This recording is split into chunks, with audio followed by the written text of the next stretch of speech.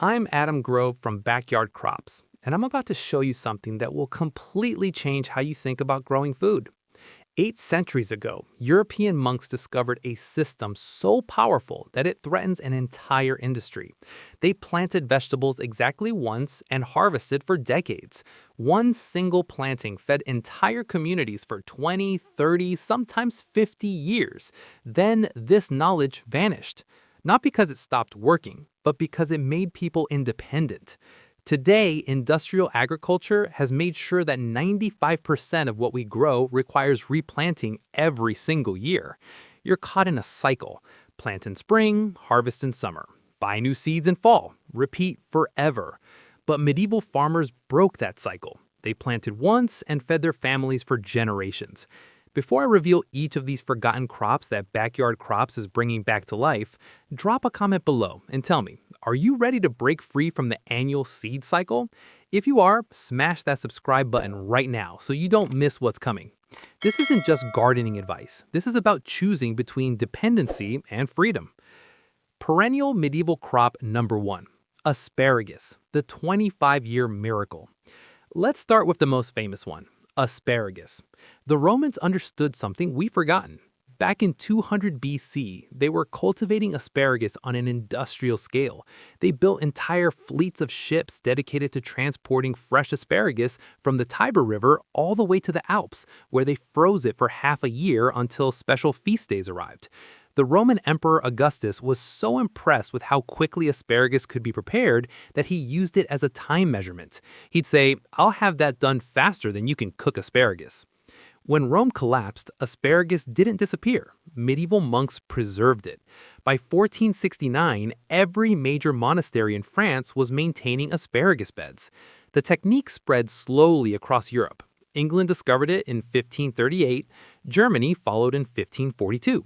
It traveled through monastery trade networks, passed hand to hand from abbot to abbot. Here's why asparagus is genius. You don't plant seeds, you plant crowns, the underground root base of a mature plant. Year 1, you dig deep beds and place these crowns in rich soil. Years 1 and 2, you harvest nothing. This seems counterintuitive, but the plant is working underground. Those crowns are building root systems that dig 10 feet deep into the earth. Those deep roots are the secret. Year 3 arrives. Spring comes, and suddenly, thick asparagus spears push through the soil, 6 to 8 inches tall. For 6 to 8 weeks, you harvest these spears every single day as they emerge. Cut them just before the tips open. Then you stop harvesting. Let the remaining spears grow into feathery ferns. These ferns are doing critical work. They're capturing sunlight and storing energy for next year's harvest. Those same crowns produce for 15 years, often 20, sometimes 25 years or more. The National Garden Council has documented asparagus beds producing for 3 decades. A single 40-foot row yields 10 to 25 pounds of asparagus every spring for 25 years. That's 250 to 625 pounds from one planting event. You'd replant tomatoes 25 times to match that production. 25 separate purchases of seeds. 25 seasons of replanting work. Medieval asparagus tasted better than modern varieties because deep roots pulled minerals from depths where shallow-rooted plants couldn't reach. Medieval growers selected varieties for taste, not for how well they survived cross-country truck transport. Modern asparagus is bred for uniformity and shipping durability. Medieval asparagus was bred to nourish families. Why did industrial agriculture abandon asparagus cultivation? Because it creates 3 years of zero income. Annual crops give you money immediately. You sell seeds in year 1, you sell fertilizers in year 1, but asparagus asks for patience. It creates complete independence. Plant once, harvest for 25 years. That's 25 years you're not buying anything. That's 25 years of freedom. That terrifies the agricultural industry. Medieval monks planted asparagus for their grandchildren. Modern corporations want you dependent by next Tuesday. Seasonal guide for asparagus. Plant asparagus crowns in early spring or fall when soil temperatures are cool. In spring, plant as soon as soil can be worked. In fall, plant 6 weeks before first frost. Perennial medieval crop number 2. Good King Henry, the peasant's eternal spinach. Nobody knows why this plant has such a peculiar name. Some historians claim it's named after a German king. Others suggest it came from Saxon folklore. There was a good Henry elf and a bad Henry who was poisonous. Later, the word king got added to the English name. The truth is lost to history. What matters is that this plant fed medieval peasants for 400 years. From the 12th to the 16th century, good King Henry appeared in nearly every peasant cottage garden. Historical records from medieval kitchens describe it as a common ingredient in vegetable soups. Families combined it with leeks and bread and vitamin-rich broths that sustained them through brutal winters, famines, and plagues. Medieval people didn't call it a specialty. They called it a staple. In Lincolnshire, England, it was so common that locals simply called it Lincolnshire spinach. Families didn't plant good King Henry in distant garden patches. They planted it right by the back door. Walking distance, immediate access to fresh greens. One planting meant continuous harvest from early spring through late summer, year after year. Zero replanting required. Medieval families expected their good King Henry plants to outlive them. Nearly every cottage had multiple plants in warm, well-manured corners. Here's what makes this plant extraordinary. One plant produces 3 distinct harvests in a single season. Spring brings thick young shoots that emerge from the ground. Cut them below the soil surface exactly like asparagus. Boil them, serve them with butter and bread. That's harvest number 1. It satisfies until asparagus arrives. Then the plant explodes upward. Triangular, dark green leaves emerge. This is harvest number 2. Picking begins. You harvest continuously throughout spring and summer. Boil them like spinach. Sauté them with garlic. Throw them into soups. Young leaves taste best. As summer progresses, the character changes. Late summer brings harvest number 3. Flowering shoots emerge. Small green buds cluster where flowers would be. Prepare these exactly like broccoli. Steam, sauté, season. 3 distinct foods from one perennial plant. Botanical research shows that 30 plants produce enough greens for 4 people. That's 7.5 plants per person for a lifetime. Compare that to annual spinach. You're replanting every few weeks to maintain continuous harvest, constantly buying new seed packets, spending money every month.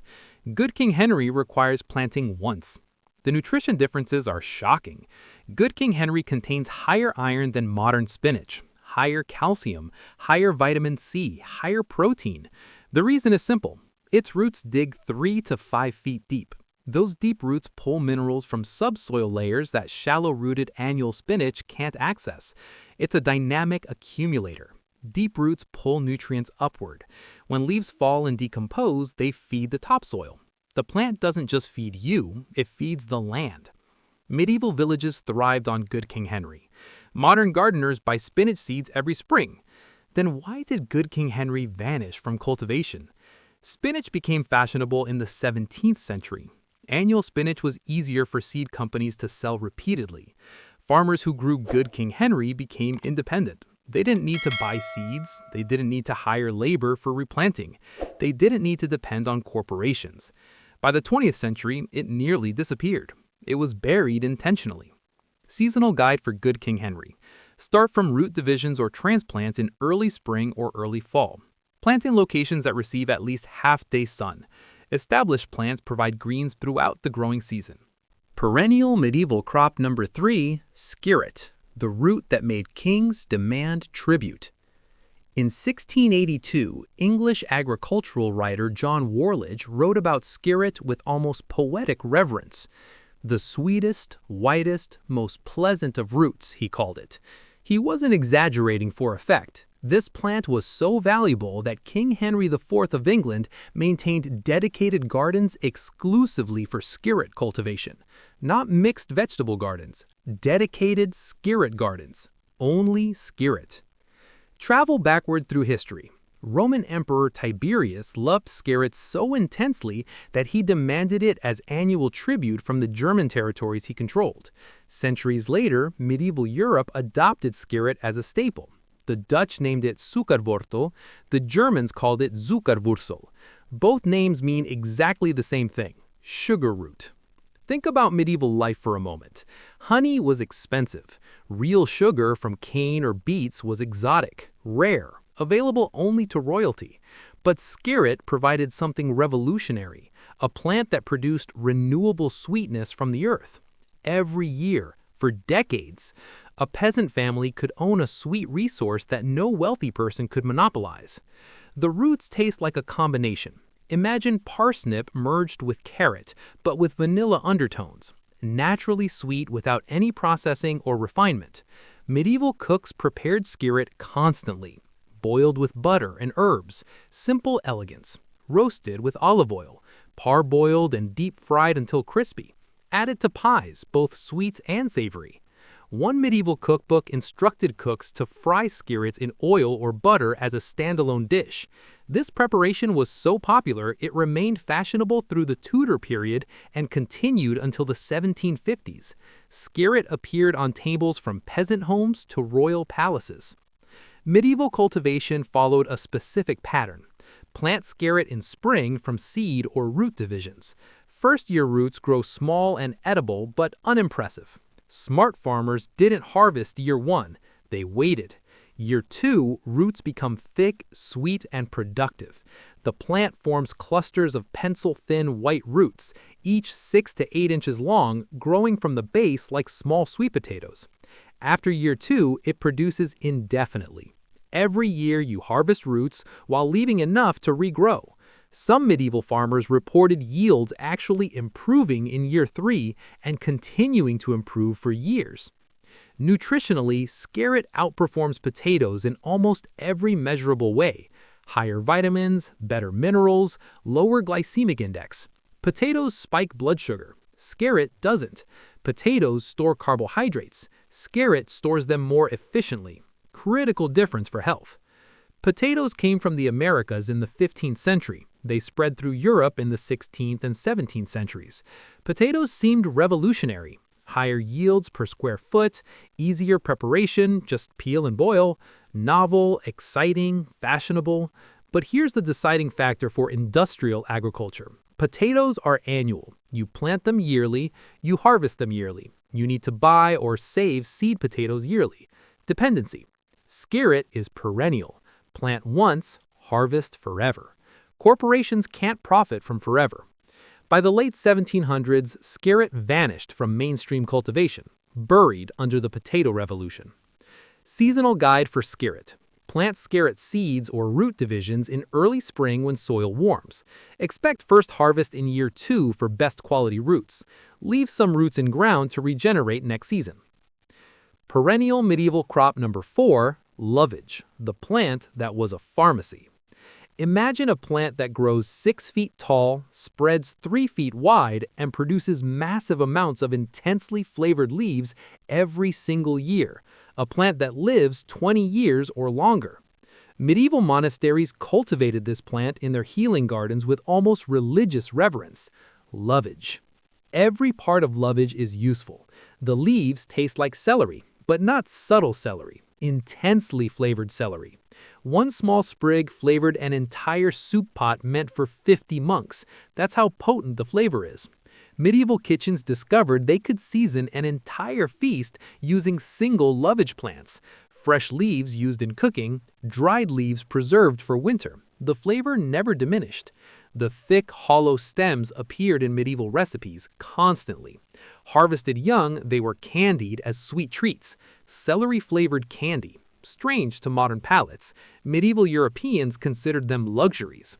The seeds ripening in late summer were ground and used to flavor bread and cheese. The thick, fleshy roots, like carrots, were boiled and eaten as vegetables. One plant produced 4 different foods: leaves, stems, seeds, roots. All perennial, all producing for 20 years. Medieval monks valued lovage for medicine as much as food. 12th century monastery records describe lovage tea as treatment for stomach troubles, kidney complaints, and digestive distress. The entire plant contains essential oils that aid digestion, reduce bloating, and act as mild diuretics. Monks used lovage to treat themselves and local communities who came seeking healing. Lovage was their pharmacy.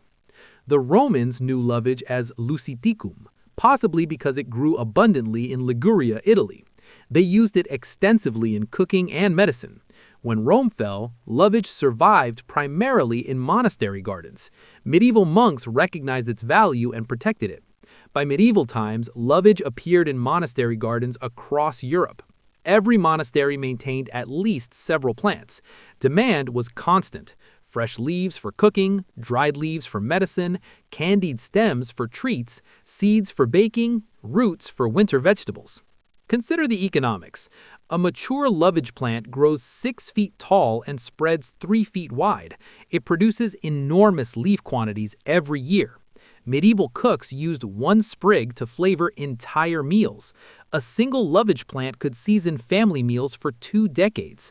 To match one lovage plant's productivity using modern celery, you'd purchase celery every single week for 20 years. At $2 a bunch, that's over $2,000 spent on celery over 2 decades.